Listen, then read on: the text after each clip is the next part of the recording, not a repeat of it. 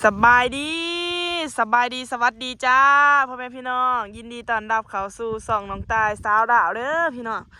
มื้อนี้เนาะพี่น้องหลังจากมาแต่เบียกน้อยหนึ่งนะคะพาน้องแก้วมาขี่รถเลาะพี่น้องรู้สึกว่ามื้อนี้เนาะน้องแก้วแต่งตัวงามเป็นพิเศษพี่น้องโอ้สบายดีพี่น้องเป็นจังไดน้องแก้วมาแต่ไสเกาะมาแต่บุญเนาะโอ้แบบมาแต่เอาบุญเนาะพี่น้องแม่นนี่ก็จะเป็นทงไห้ทงหน้าเด้อพี่น้องอยากข้ามอยากมื้อเด้อน้องแก้วเฮ็ดอีหยังอยู่บ้านแต่ละมื้อบ่ได้เฮ็ดหยังเนาะอยู่ซื่อโอ้อยู่ซื่อๆนะพี่น้องน้องแก้วก็เลาะจังซี่เด้อพี่น้องเอ้ยตามภาษาคนโสดเนาะแม่นเฮาก็โสดเลาะแนวนี้ก็สิเป็นหมู่บ้านนะพี่น้องค่ำแล้วเนาะตอนนี้นี่เห็นบ่น้องแก้วโอ้พี่น้องมื้อนี้น้องแก้วแต่งตัวงามเด้อจะสิไปไสน้องแก้วไปเลาะไสฮะเลาะขี่รถเลาะเบิ่งทงไห้ทงหน้านี่แหละโอ้โหขี่รถเลาะเบิ่งทงไห้ทงหน้าเนาะพี่น้องเดี๋ยวมื้อนี้น้องตายสิมาถามน้องแก้วว่าโสดบ่หรือว่ามีแฟนน่ะบ่เนาะพี่น้องเพราะว่าหลายคนอยากฮู้แฮงน้องแก้วมีแฟนน่ะบ่โสดเนาะพี่น้องโอ้โสดเนาะพี่น้องโสดยังโสดอยู่เด้อไปอยากจีบก็จีบได้เด้อพี่น้องนี่เนาะจีบได้เด้อนี่โสดตะเฮงแล้วก็บ่มีแฟนจักเทื่อได้น้องแก้วเด็กสกอยเยอะเช็ดรถลับรถน้องตายกับสิตายเลยพี่น้องรถคันนี้กะเป็นพีซ่าเพิ่นซื้อให้แต่หาปีดัง4 ปีดังเดี๋ยวนี้มันก็สภาพเป็นไปตามกาลเวลาเนาะเป็นจังไรสันนะกันกับพดให้แน่คือกันกับคนน้องแก้วระหว่างบ่าวไทยกับบ่าวลาวนี่จะมักคนไหนกว่ากันมักบ่าวไทยเป็นพิเศษเนาะโอ้เป็นยังคือมามักบ่าวไทยก็สเปคบ่าวไทยโอ้พี่น้องสเปคเพิ่นเป็นบ่าวไทยเด้ออายุประมาณเท่าไหร่น้องแก้วประมาณเท่าไรก็ได้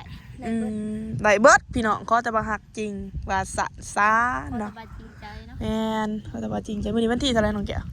มื้อนี้วันที่23โอ้อีก7มื้อโอ้น้องพี่น้องมื้อนี้วันที่23เดือนเท่าไหร่น้องแก้ววันที่23เดือนที่1เป็นจังได๋ผ่านก็มีหนุ่มๆหรือว่าผู้บ่าวที่มีอายุแน่เขามาจีบอยู่บ่น้องแก้วก็มีอยู่แบบว่าเพิ่นทักมาเล่นน้ำแต่ว่าพอน้องแก้วคุยเพิ่นก็หายโอ้พ่อน้องแก้วมักอดีนะตอบแล้วเพิ่นก็หายโอ้บ่าวไทยนี่แสดงว่าอันเฮ็ดให้น้องแก้วมักแล้วก็หายไปได้สั่นพี่น้องแม่นบ่น้องแก้วแม่นโอ้เฮ็ดให้มีความบังแล้วก็หายไปโอ้เฮ็ดให้มีความบังแล้วก็หายไปเนาะตอนนี้น้องแก้วอายุจักปีล่ะอายุ18 ปีเนาะ18 ปีได้พี่น้องอายุพอดีโอเคเลยบางปีกายเพิ่นยัง17เดียวอ่ะสิว่าภาคผู้เยาว์เนาะตอนนี้อายุแม่น17 ปีแล้วเด้อพี่น้องโอ้18 ปีเนาะ18 ปีแล้วเด้อพี่น้องน้องแก้วเคยไปไทยจักเทื่อเคยไปไทย2 เทื่อเนาะโอ้เคยไปไทยนี่แม่น2 เทื่อเด้อพี่น้องได้ยินข่าวว่าจะสิไปอีกแล้วบ่แม่นบ่ได้สิไปอีกประมาณสิ้นเดือนบ่ได้เดือนนี้อ๋อยังท่าอันนั้นเด้อพี่น้องน้องแก้วเพิ่นบ่ทันได้มีเงินไปไทยเพิ่นยังท่าแม่เพิ่นขายข้าวเนาะพี่น้องข้าวก็บ่ทันมีคนมาซื้อว่าซั่นซะเนาะน้องแก้วเนาะมาแต่ไทยก็เงินก็โอ้ยปัวแม่เบิดพี่น้องตาก็บ่มีมื้อใดสิพาแม่ไปโรงพยาบาลคือได้ยินว่าสิพาแม่ไปโรงพยาบาลเดี๋ยวไปดอกตาหั่นบ่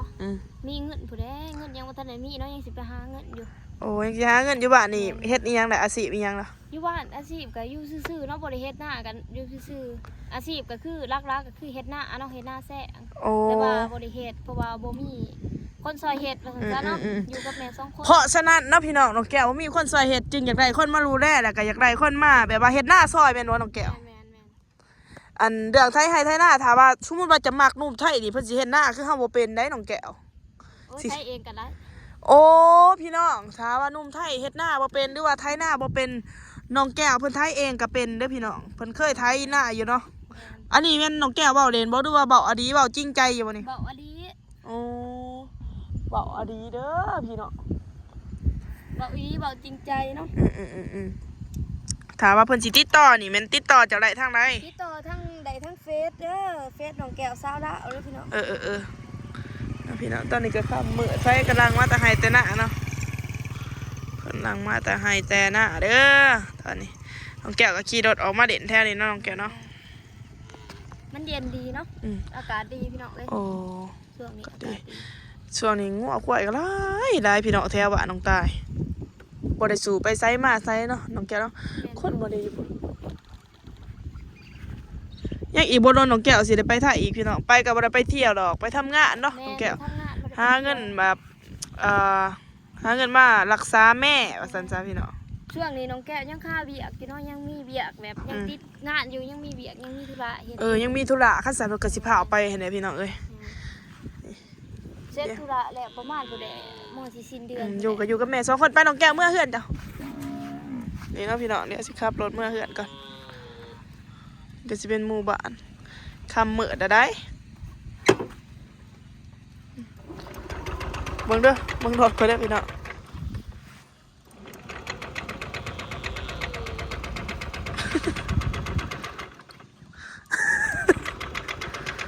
รถก็โอ้ยอกใจดิ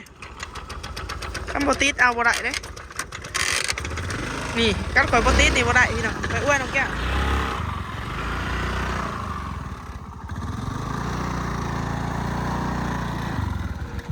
ต้องไว้หน้าเลยจ้ะเนาะ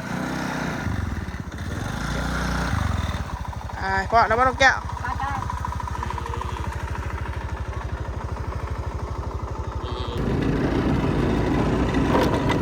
รถก็บ่มีตาสิว่าหลายๆตารถก็ยังบ่มี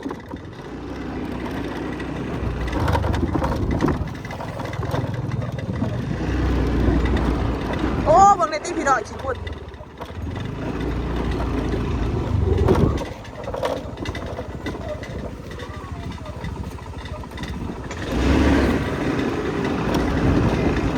ขี่รถมาหล่อเลี้ยงแถวอ่ะ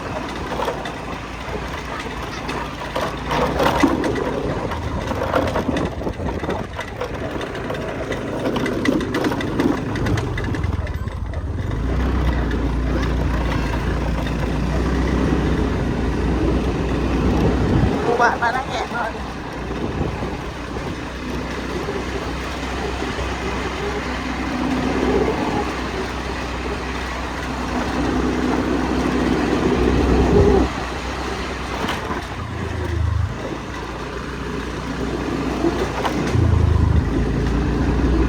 เนี่ยเป็นทางเขาหวานน้องแก้วเด้อพี่น้อง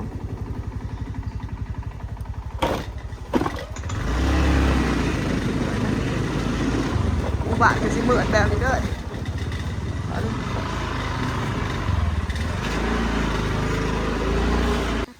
น้องพี่น้องน้องแกะเพื่อนเพิ่นจะไปหาสวยหนาเดี๋ยวจะขึ้นไปเพื่อนไปเบิ่งว่าเมย์เพิ่นนอนแล้วบ่เนาะ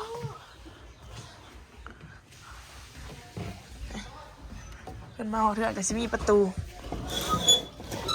โอเคเขานี่ฮะดำดีนเป็นหยัง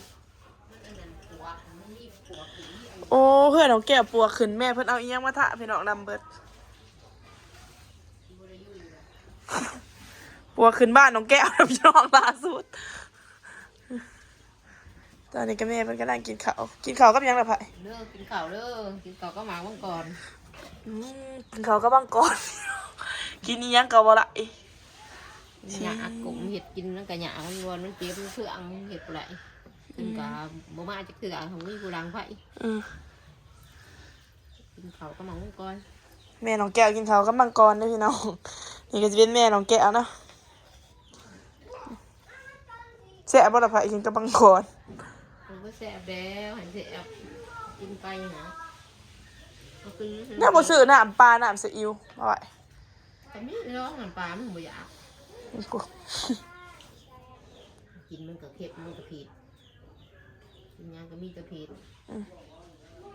เป็นกระเพาะกินอีหยังกระพิษเพิ่นมาพี่น้องเลยนี่เนาะการใส่ชีวิตของน้องแก้วก็ได้นี่สิเป็นบ้านเพิ่นเนาะแม่เพิ่นมาปลวกขึ้นเชื่อพี่น้องเรียกน้องตาสิกลับก่อนบัดนี้เมื่อก็ได้ละไผเดี๋ยวเอาอีหยังมาทะไผบอกเอามาทะนี่น้ำมันดำทะให้อันพี่น้องปลวกขึ้นบ้านนะ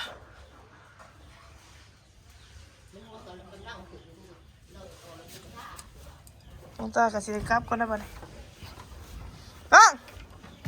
นั่งเมื่อกันเด้อ มาติดโดดให้ได้ติล่ะดีเนาะพี่น้องบ้านน้องแก้วมาติดโดดให้กูเด้อันนี้สิเป็นบ้านเมืองเนาะเมืองคงเซโรนบ้านนางแหงแขงสารวัตรนี่น้องแก้วมันลงมาไปสิมาติดโดดให้ต้องตายมาส่งคนแต่ก็สิเมื่อเอาก่อนบ้านนี่